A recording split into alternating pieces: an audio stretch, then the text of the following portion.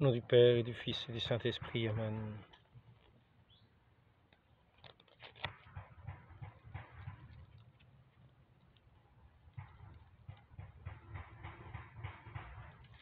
J'ai une photo de ma chère mère, défunte tout récemment.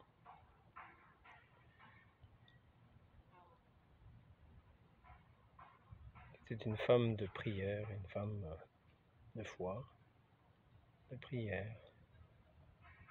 Là, c'est un ami qui a voulu faire qui s'était un petit peu intéressé à ce que je pouvais faire, qui a fait comme ça quelques photos, qui a eu la gentillesse de venir chez ma mère, avec laquelle je vivais, et puis qui a pris cette photo, qui est une de celles que j'aime bien finalement. C'est pratiquement la seule que j'ai, vous voyez, dans un cadre très simple.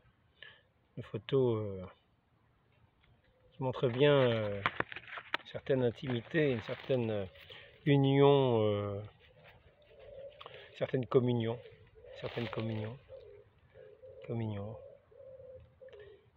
Le lien avec sa mère en particulier est très particulier. C'est un petit peu, on dit que la mère est un petit peu la flamme du foyer. Quoi que j'ai pu faire depuis que j'ai eu cette vocation à suivre la règle de Saint François, quels que soient les chemins où j'ai pu aller, quel que soit ce que j'ai pu faire, ma mère avait toujours une place importante dans mon cœur et j'étais toujours très heureux de revenir la retrouver. Donc, la destinée humaine ici-bas, d'avoir un corps, une âme, le corps finit certainement au tombeau. Le placer quelques centimètres sous terre, quelquefois directement même la terre, quelquefois dans un caveau en béton, dans une boîte en bois. Le corps reste là, abandonné de tous.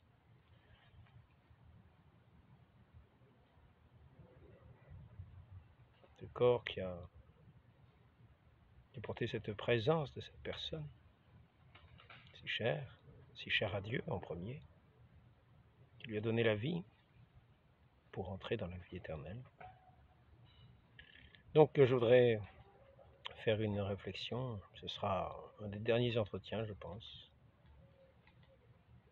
Après ça je serai probablement, j'espère où le bon Dieu me mènera, davantage sur les routes, mais davantage, je l'espère, dans le cœur de Dieu, car ce qui importe dans notre vie ne sont pas les richesses, ce n'est pas le monde, ce n'est pas d'avoir un beau corps, ce n'est pas d'avoir même pas la santé. Ce qui nous importe dans ce monde de mort, ce monde qui est sous l'emprise, dit Saint Jean, du péché, ce monde de la mort, et qui finit au tombeau, c'est de demeurer en celui qui est ressuscité, qui seul est ressuscité, qui seul est la vie. Celui qui, de condition divine, le Verbe éternel, le Fils unique du Père, le bien-aimé du Père, un avec le Père, s'est fait homme, dans le dessein de donner la vie aux hommes, la vie éternelle, la vie de nos âmes. Ainsi, le Christ fait homme a connu notre condition mortelle. Il est demeuré dans l'obéissance et l'amour du Père.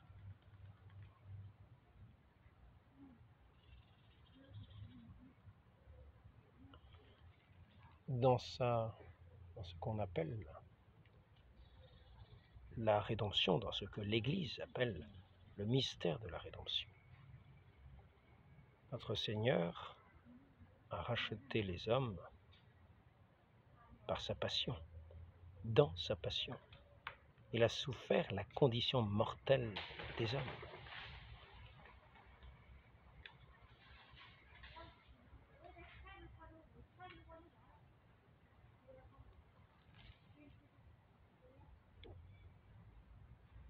Tout le péché de la terre s'est ligué contre lui. Toute cette mort de la terre s'est liguée contre lui. Toutes les puissances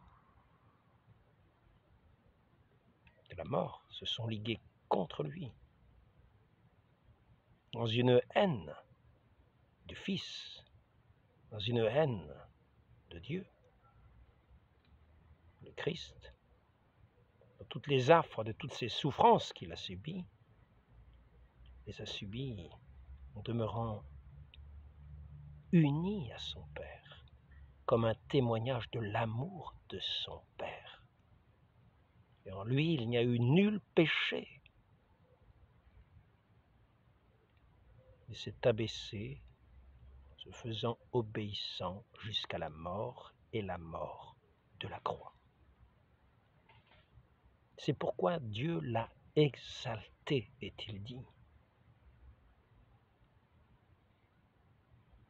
Il l'a ressuscité. C'est-à-dire que le Christ nous a obtenu la victoire sur la mort. Quand le Père a ressuscité son Fils,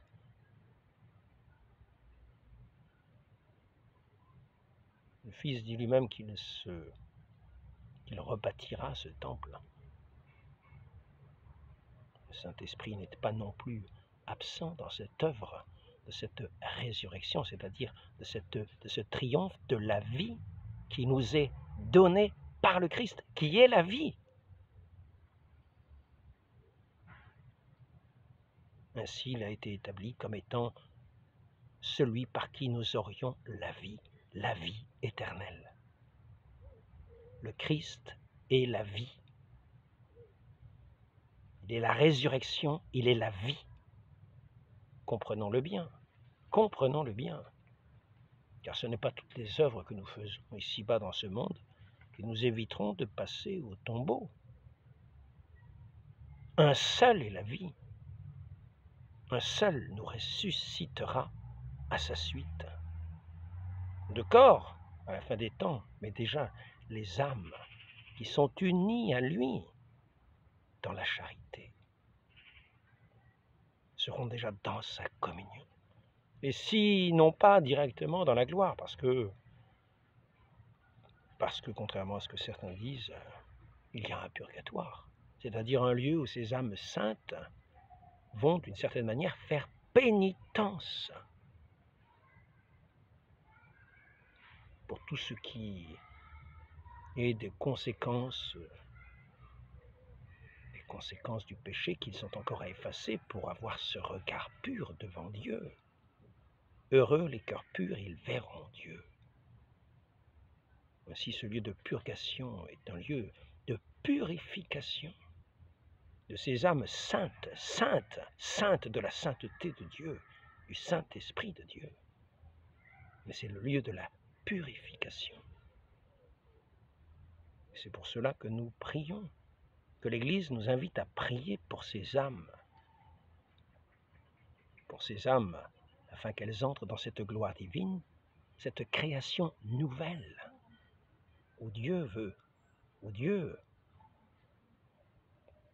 ce monde nouveau, cette création nouvelle que Dieu a faite pour ses enfants, pour ceux qui sont nés dans cette union au Christ, par la foi, par ce baptême, et qui sont devenus enfants de Dieu, qui sont ces créatures nouvelles qui vont entrer dans ces cieux nouveaux, dans cette gloire infinie, pour chanter cette bonté de Dieu, cet amour infini de Dieu, dans cette beauté ineffable, qui se manifestera par des chants, des louanges incessantes dans la gloire, dans la lumière divine. C'est ainsi que cette création nouvelle, notre Père nous a tous invités et il a donné son Fils pour être ce chemin vers ce royaume céleste, vers cette cité sainte, cette cité céleste.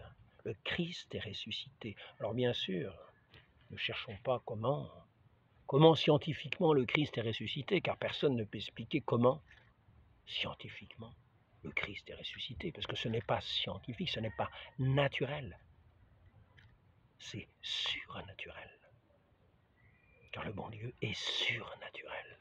C'est lui qui fait le naturel, il est tout puissant pour agir surnaturellement en toutes choses. Ainsi notre Seigneur nous invite à demeurer en lui durant toute cette vie, non pas à nous identifier au monde, à savoir que ce monde est la vanité même, que ce monde est le néant même.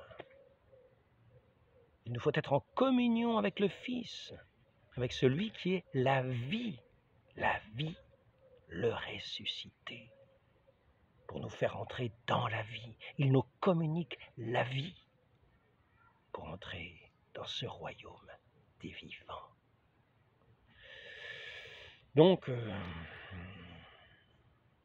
l'Église nous propose, pour contribuer à faire entrer plus vite ces enfants de Dieu dans leur cité sainte, dans ce royaume céleste, dans cette création nouvelle. Il nous invite à prier pour eux. Nous avons le moyen de le faire, des moyens très simples.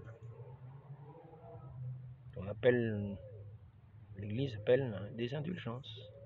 L'Église peut puiser dans le trésor de ces indulgences, qui sont toutes dues au mérite de notre Seigneur Jésus-Christ, qui a versé son sang pour nous, afin que nous puissions puiser dans cette indulgence divine que l'Église met à notre disposition, elle qui est la fondation divine sur cette terre.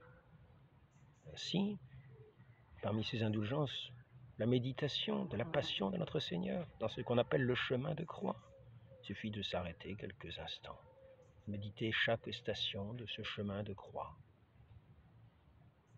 dans le but de permettre, comme œuvre de sanctification, comme œuvre plutôt de purification, par la grâce de la passion du Christ, de l'appliquer à ces âmes, d'appliquer cette indulgence à ces âmes, de façon à ce qu'elles voient le jour de Dieu, plutôt qu'elles puissent ouvrir leur regard dans ce royaume bienheureux de tous ces enfants, car notre Dieu nous a appelés à son bonheur, à partager ce bonheur sans fin que ce Père veut communiquer à ses enfants, et cela par celui que nous appelons notre Seigneur, qui nous a acquis la vie, et que nous ne remercierons jamais suffisamment dans ce royaume céleste. Nous verrons peut-être ces 5 plaies, ces saintes plaies, et sans cesse nous serons dans cette action de grâce de celui qui nous a valu, de ce Père qui nous a donné son Fils, pour nous faire entrer dans son royaume, dans le prix de notre rachat, pour nous faire entrer dans cette vie éternelle et bienheureuse, dans cette communion sainte, dans cette communion de l'amour de Dieu.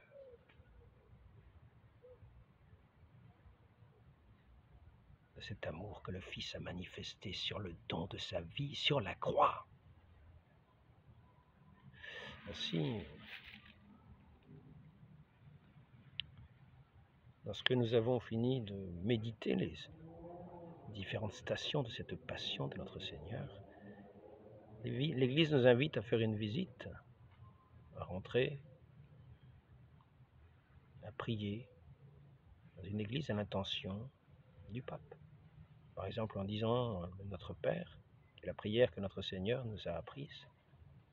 Je vous salue Marie, qui est cette prière qui a été introduite par l'ange lui-même pour annoncer la venue du Sauveur.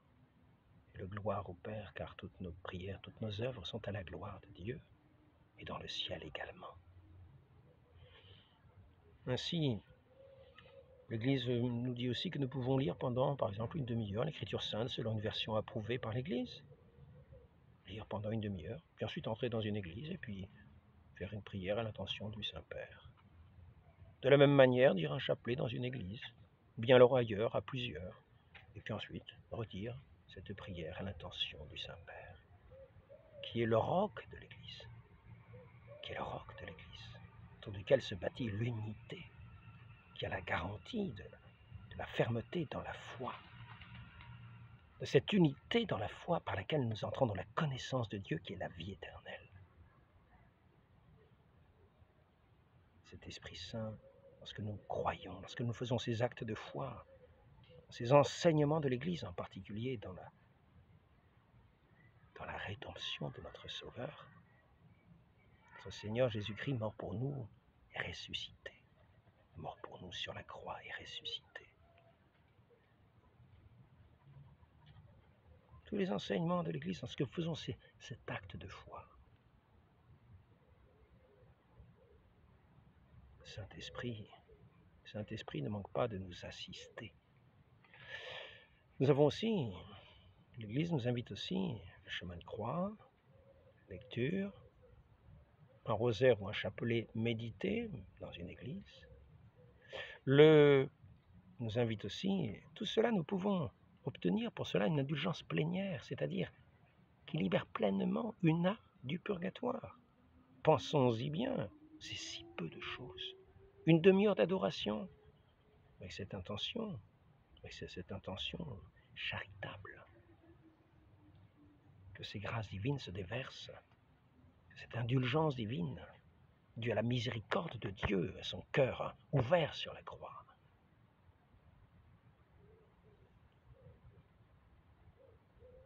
Ces mérites de son sang précieux, de cette eau qui vient nous laver de nos péchés,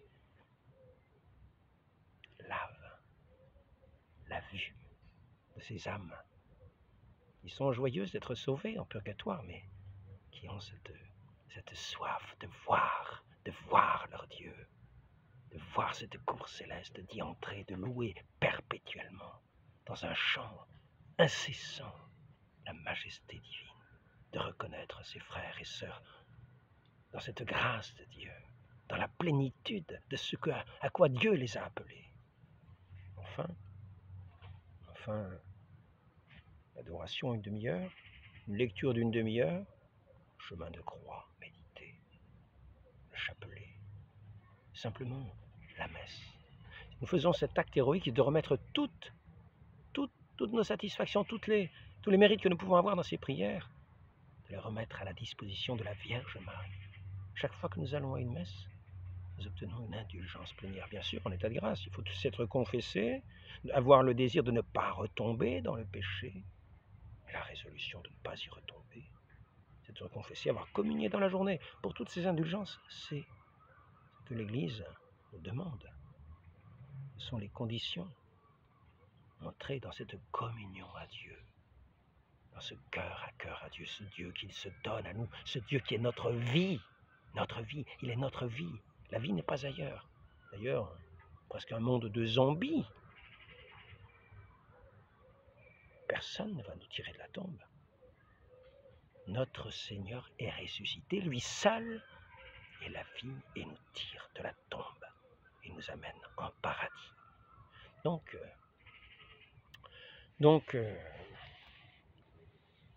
indulgence plénière, parce que nous allons communier en allant à la messe. Et si c'est le lundi, le jour des défunts, double indulgence. 1, participer à la messe. 2, communier. 2 indulgences. À ce moment-là, il nous est demandé de sortir